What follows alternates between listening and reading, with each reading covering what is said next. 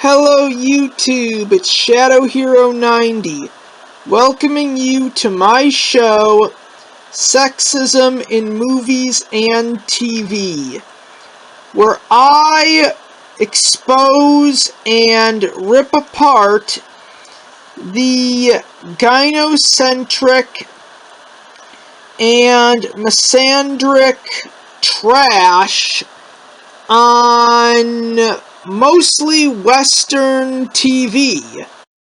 For the most part, the films and shows that are really guilty of bashing men and doing nothing else, in fact, these franchises almost take pride in it, well, they mostly come from either the United States or Canada. The positive male role models on Japanese TV are out in full display, unlike here in the United States, where most of them are either hidden away or covered up, never appear on screen, or are just 100% cucked to make the female Mary Sue characters look good by comparison. Which, for the record, if you have to make a male character look bad to make the Mary Sue female character look good, then she isn't a good character at all. Now, there are tons of reasons as to why I do this show. One of which is, well, it's kind of easy to assume the fact that shows and movies like the ones I attack in this series are responsible for the fact that both men and young boys in this day and age have such low self-esteem. And a newer reason that I mentioned is the fact that no good male role models are on TV anymore. And in movies, they basically get cucked to make the girl characters look good, which ties into the whole young men and boys have such low self-esteem issue that I brought up. Yes, because they are horrible characters.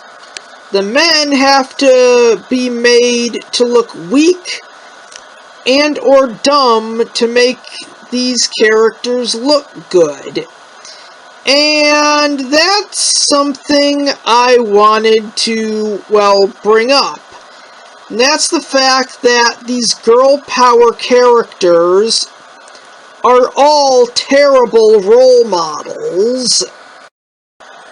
Well, on the other hand, all of the female characters who could be seen as good role models for girls are usually,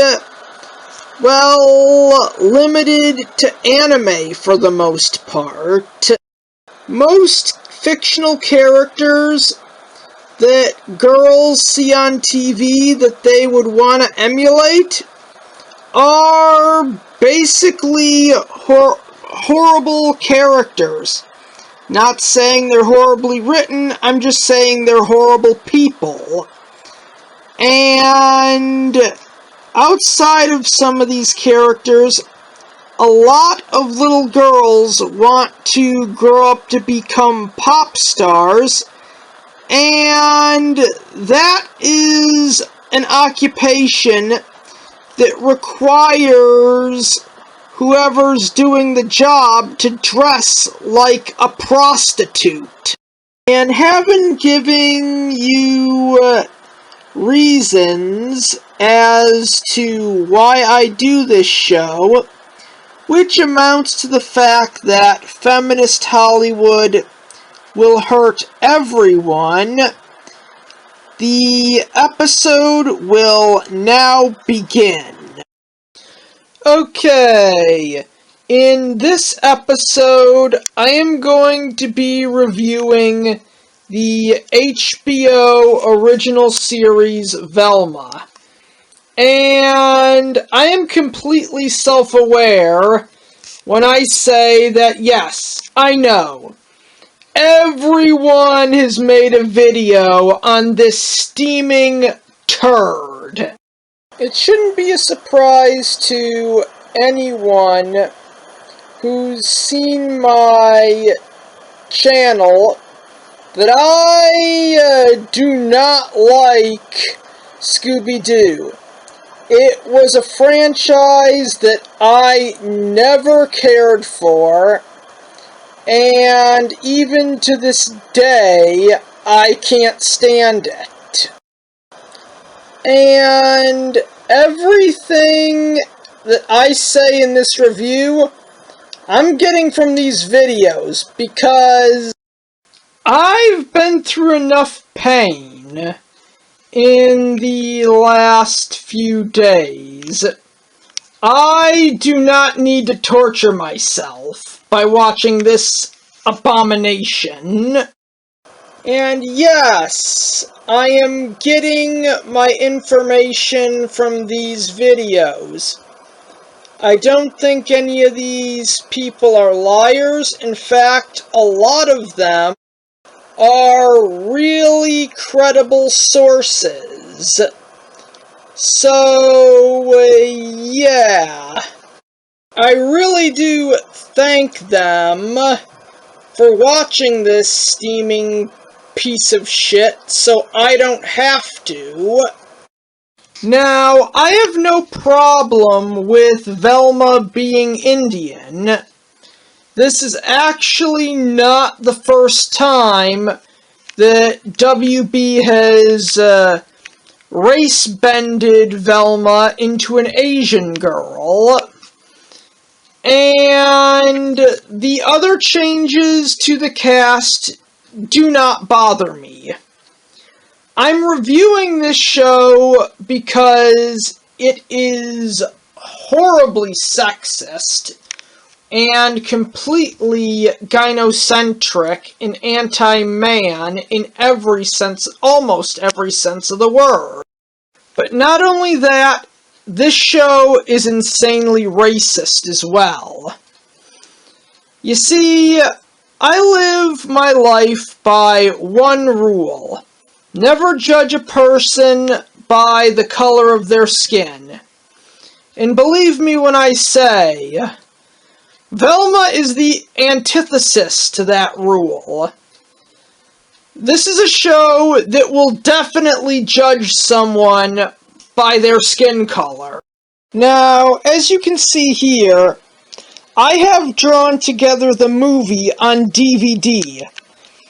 The first time I saw this, I really liked it. In fact, it was so good that I watched it 5 nights in a row. And around the time that movie came out, people were saying that everything in it was specifically designed to piss someone off. But this year, any idiot who would have said that would probably be singing Velma's praise until they were dumb enough to watch it. This is the embodiment of something that was made specifically to piss off everyone who watches it. And with that said and done, I will now begin ripping into this worthless abomination that should have never been made.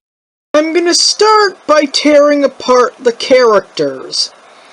And who better to start with than the main character of this train wreck, Velma, or as the internet sees her, Mindy Kaling's OC. She's judgy, she's bitter, and she makes every man or boy around her miserable every chance she gets. She's bitter, she's hypocritical, she's judgmental. This incarnation of Velma is a complete bitch in every sense of the word. They gave her an origin story where she loved solving mysteries when she was a kid, and then her mom left her on Christmas because she literally tried to find her Christmas presents. Yes, I can understand why this woman would leave. Any woman who would end up having a daughter like Velma would definitely split. Doesn't matter how in love she is with her husband. A girl like that just isn't worth it. In addition to being a judgmental bitch, this girl believes in all of these racial stereotypes. She instantly assumes Fred is the murderer because he's a rich white guy, even though prior to him being blamed as the murder suspect, he talked to her, they bonded, and the next day, when she was getting harassed by everyone at school because they thought she was the one who killed that local popular girl, who is part of a group that she hates. She hates the popular students at her school, and this one boy throws a paper cutter at Velma. Fred, he basically just steps in, grabs it catches it in midair, and throws it back at the boy who was gonna throw it at Velma. And how does this little bitch repay him? Why, by pinning the murder on him and telling everyone that he was the killer. And she treats Norval horribly as well. When he confesses his love to her, she breaks out in stitches and almost pees herself. The court finds him guilty, and then, Fred's parents were willing to pay Velma's dad a lot of money, but she screwed him over. Okay, and speaking of Fred, he's up next. More or less, they portray him as a loser and a complete man-child. In this iteration of Scooby-Doo, Fred is basically so rich and pampered that he apparently doesn't even know how to cut the food on his plate, which is what Velma uses to defend him. Like I said before, she didn't claim that he protected her, which he did. She just claims that because he's a rich white guy, he is so spoiled and pampered that he can't even cut the food on his plate, which he can't. His dad is apparently only there to be ashamed of his son And in addition to that, he has to be there to promote the lie that is toxic masculinity. Even though his sole purpose in this iteration is to be made fun of by them constantly calling him a quote-unquote toxic male, and they literally make him a man-child in this. And Velma does have a crush on him, apparently. That's only because this Velma is Mindy Kaling's OC. And a lot of people say that Mindy Kaling is attracted to white guys. This is the woman who went on Conan and admitted that she gave a co-star, who apparently was below her in the pecking order, mouth to mouth without his consent. And then, in a very joking way, just labels herself the kissing bandit, as if what she did was more or less just typical Hollywood stuff. Yeah, this guy's only reason for being on the show is to be humiliated. He is constantly the target of dick jokes. When they try to defend him in court right before the trial, they literally dress him up as, well, the prime example of what you'd expect a man-child to look like, until it somehow goes wrong and he looks like Adolf Hitler, and they compare him to Hitler, admitting they compare everyone to Hitler nowadays.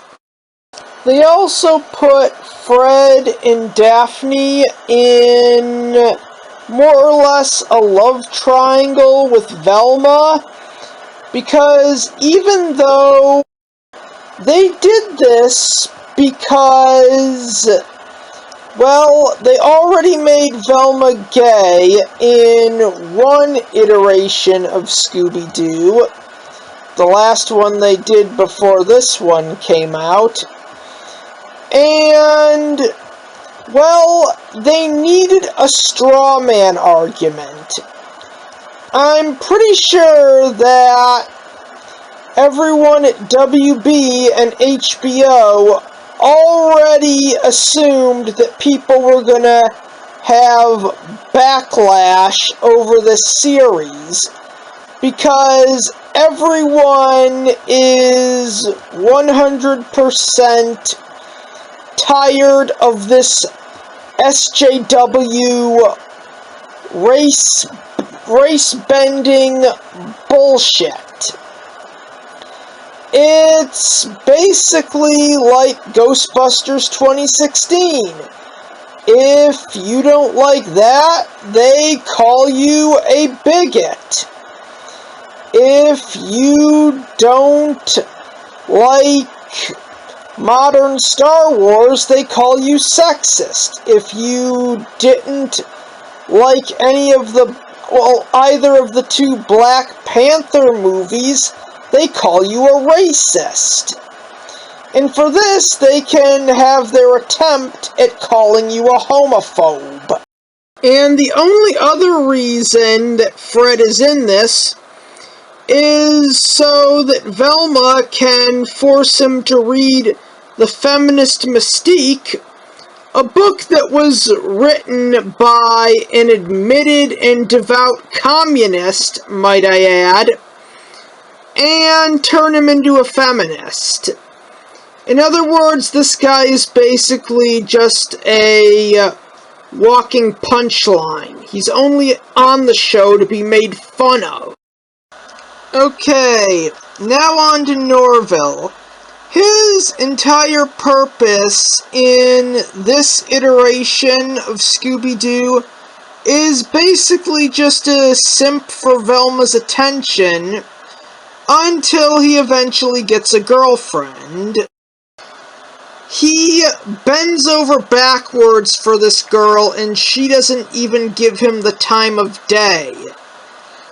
He was going to sell one of his kidneys on the black market just so he could get money to try and get her to date him. And when he sees Daphne and Velma making out, he pretty much quits as far as I know. I don't know if he gets the new girlfriend because of this, or if that was just character development. Then there's the fact that the original version of this guy actually was a stoner. Well, they didn't really make him a stoner, but it was basically an in-joke that the original version of this character more or less smoked pot, and that was why he was always hungry.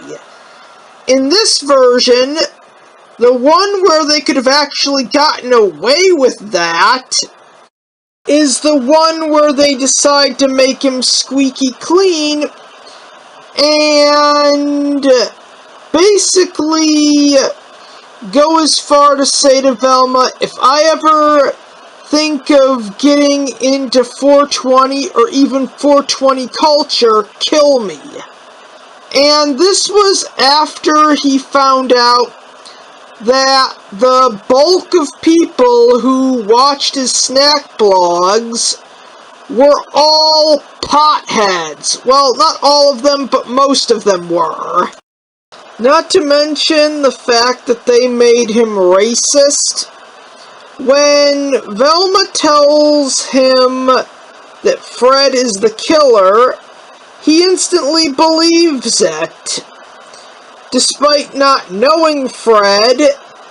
And then there's the fact that Fred defended Velma and protected her when some boy threw a paper cutter at her.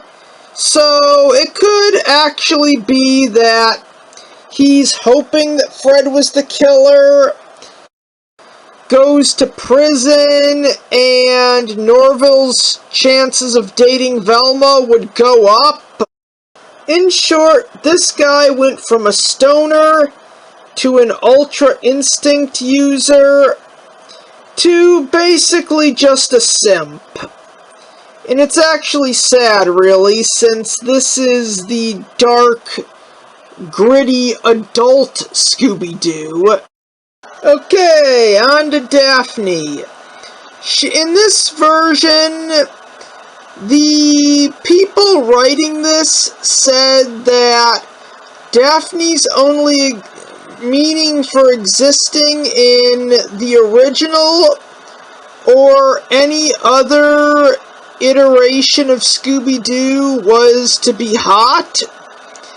And the first thing they do with her in the very first episode is sexualize her.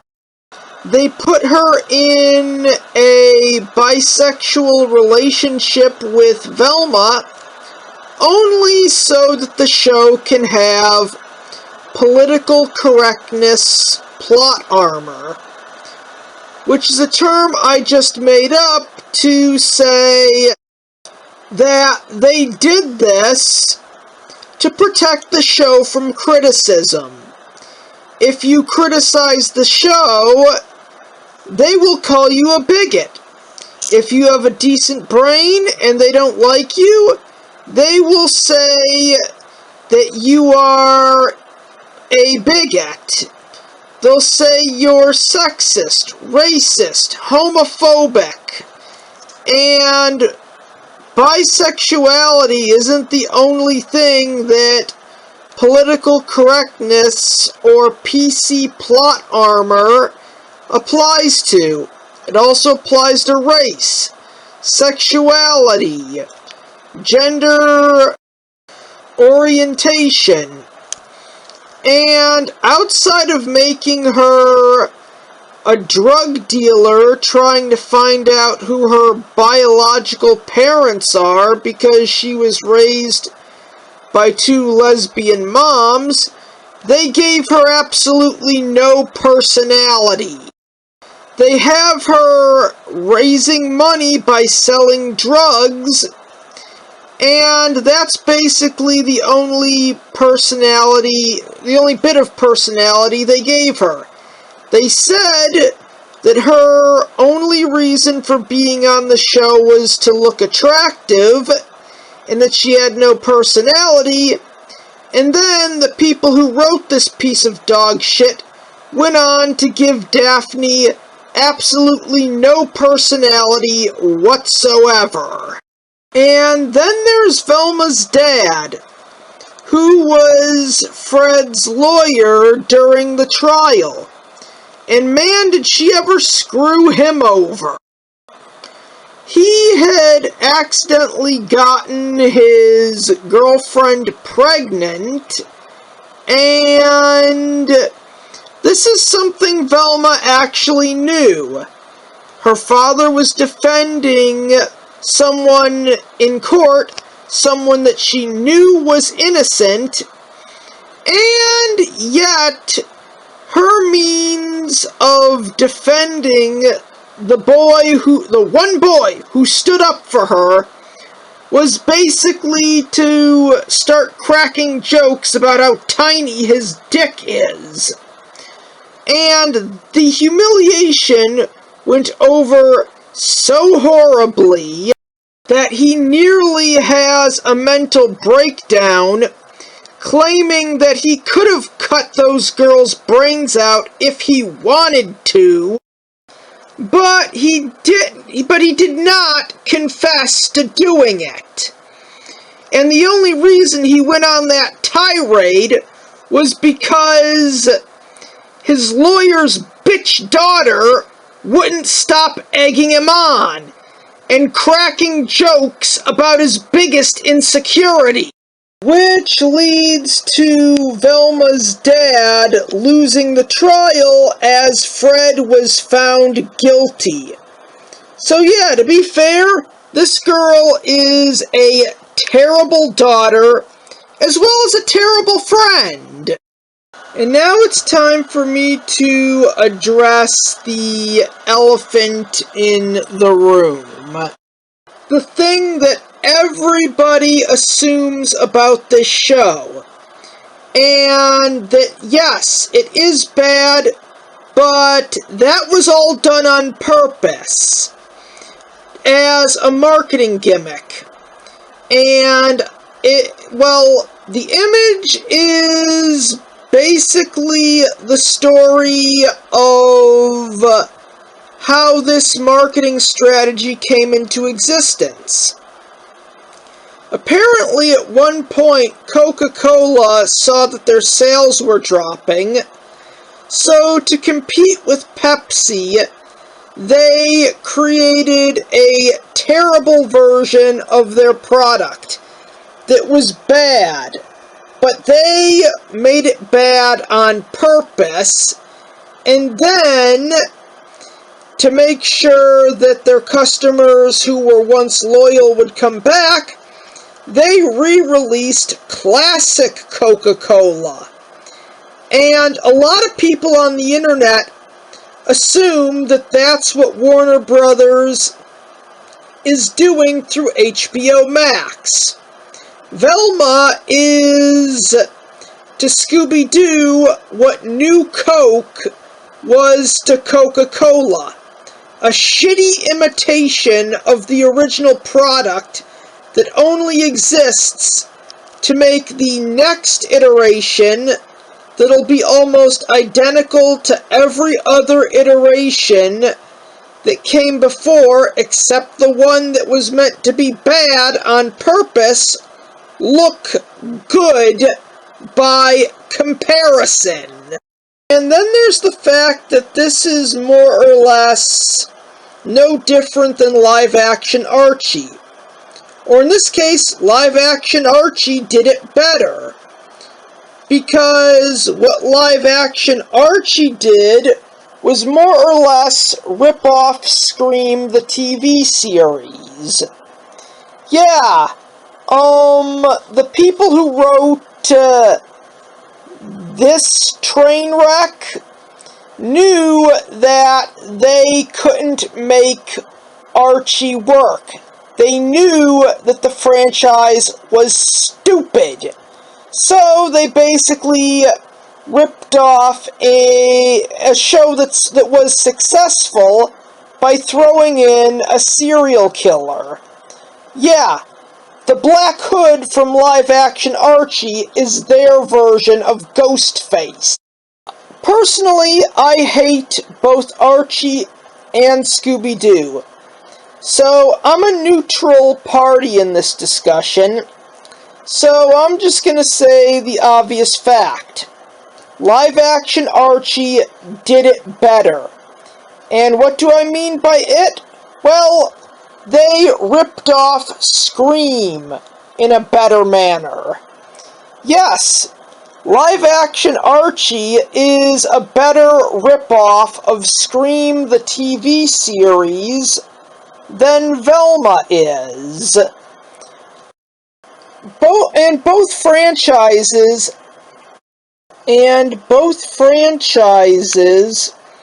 have a lot in common. One, the latest iterations of these characters are by far the most popular. Two, before the latest versions of said characters came out, both franchises, Archie and Scooby-Doo, were laughingstocks that no one in their right minds prior to the early 2010s could see working as a mature series. 3. Both of them have ripped off Scream the TV series because, well, the writers were self-aware that live-action Archie or mature Scooby-Doo could not work as a concept. And 4, well, Velma, 4 is everything else that they have in common because Velma ripped this show off. Yeah, and I'm just gonna say it. Live-action Archie is more or less a better version of Velma. Okay, to be honest, when I was growing up, I hated Scooby-Doo. I thought it fucking sucked. As an adult, I actually look at it and I see the fact that this show is so formulaic. All the episodes were the same. I mean, in almost every iteration of Scooby-Doo, it basically works like this. The characters show up, they find out about a monster, eventually they build a trap, catch the monster, pull the mask off said monster, and it turns out to be someone who either wants revenge or wants to scare people away from wherever the episode is located so that that person can, claim whatever hidden money is hidden at that location. Like I said, this show was stupid. And I can only assume that the only reason that Warner Brothers keeps making new incarnations of Scooby-Doo is because, well, the assumption is that it's in their contract, because I can only assume that the guys who ran Hanna-Barbera were probably related by blood to the clowns who came up with Scooby-Doo, and didn't have the heart to tell them that this show is a stupid idea. It treats kids like they're morons. And said clown or clowns were alive when Warner Brothers bought Hanna-Barbera, so to spare the clown or clown's feelings, the guys who ran the company negotiated that a new iteration of Scooby-Doo would be made to avoid hurting the clown or clown's feelings. And if it's not, then everything WB acquires through buying Hanna-Barbera would be liquidated. That's my assumption. Because logically, this makes absolutely no sense as to why Warner Brothers would waste time and money making this garbage. Even the 1980s Ralph Bakshi Mighty Mouse series, when in its second season, actually called out Scooby-Doo for how stupid and formulaic it was in an episode where they were parodying various cartoon shows. His exact words were, "I can feel my IQ dropping by the minute." That's how bad the writers of the 1980s Mighty Mouse show thought Scooby-Doo was. And Mad, when they had a cartoon show, definitely felt that they were in the right to take a swing at Scooby-Doo. Which makes sense. The idea of the Scooby-Doo characters and what they would be like on Halloween would make sense. That when you look at how their show is, Halloween would be great for them, but they'd be making it a living hell for all these kids.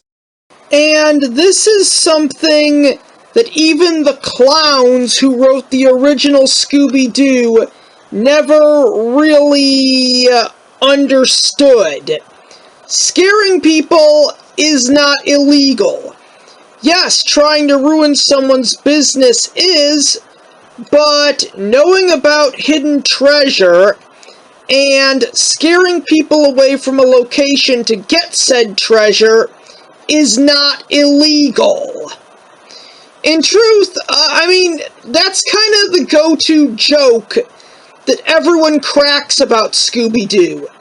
The fact that the criminals in that world never really, rob banks or kill people. They just put on monster costumes and scare people, which technically is not a crime. In short, I am really split on this one. On one hand, I find it amusing that it turned out as terrible as it did. But on the other hand, this is racist, sexist, and overall extremely offensive to everybody. And since I am not a Scooby-Doo fan, I have hated Scooby-Doo since I was a little kid, I can honestly say that this show just fucking sucks. I'm just gonna end this review by saying that if you're subscribed to hbomax and you want to watch a cartoon that has nothing to do with superheroes, watch Jellystone. It's a laugh riot.